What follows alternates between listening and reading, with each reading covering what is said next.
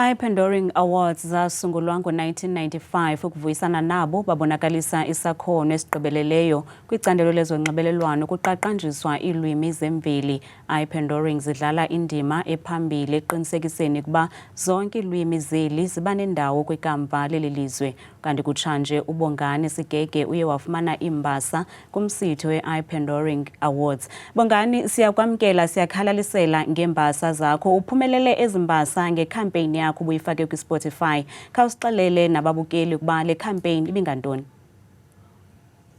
Ngibona sasazi ngiqala ngibulise kunabaphulaphuli bakho. Ayikobongani kuJabulani Sigege. Ngiyabulela phambi kwethuba. Kwezimbasa i-Pandorings besenze phana intengiso for Spotify i-app yomculo. And into eyenzekayo phana besinengxaki ba besibona baba hayi amaZulu bona phana bemamela uSpotify baqoqoda ba hayi siyamamela uSpotify kodwa awekho umculo wethu pha. Kodwa ingxaki lonto ba ukulukhulala lwamaZulu kumculo walapha eMzantsi lukhulu, and into eyenzekayo phana ba kodwa bona bafeel ngathi uSpotify yasazi okanye isihoyile.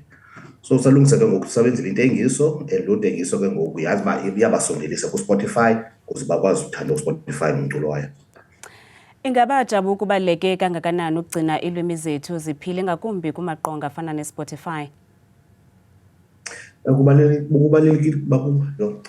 Kubalulekile kakhulu msasazi ngoba phana bathina soyanga ke ngoku basithina siphila njani and sithetha njani. Ke ngoku phana kusenzeka ntoni? Abalandeli emva kwethu bazolahlekelwa imvelaphi yabo. Ngoba imvelaphi ihlala phi? Ihlala kwilimi lakho lenkobe. Ubizwa njengentshatsheli ye-Cultural Capital. Khasichazele banzi ngeliwonga kwaye kutheni oku kubalulekile kuwo. Xa ndithetha phaa nge-Cultural Capital, ndithetha phana xa sisebenza funeka utsale phaa kwimvelaphi yakho.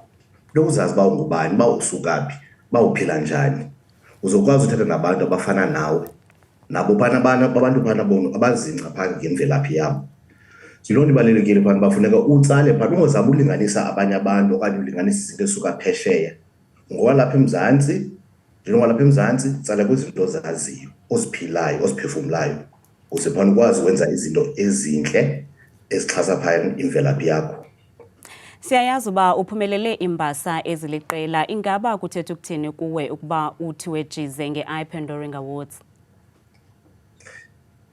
Kubalulekile ngoba njena thina ngoku sisebenza phana kwishishini lethu lentengiso. Funeka ii-clients zazi abantu ba njena bona befuna uthetha nabantu balapha eMzantsi. Siyakwazi uthetha nabo, sithethe nabo phana sibazi uba ngobani.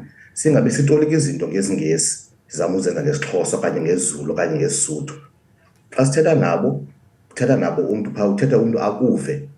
Umntu afuthi angave sikakuve, akwazi ukuphulaphula phaya. Ayazi uba into uthatha azohlala nje apha engqondweni izawuphinda ingena nasentliziyweni yakhe.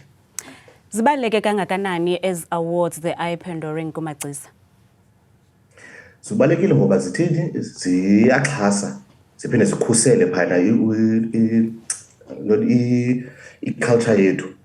Ngoba phana ba bezingekho ii-Pandorings bekuzofuneka phana sixhomekeke kwezinye ii-awards. Kwezi awards ke ngoku phana zona zenziwe intoni? NgesiNgesi qha.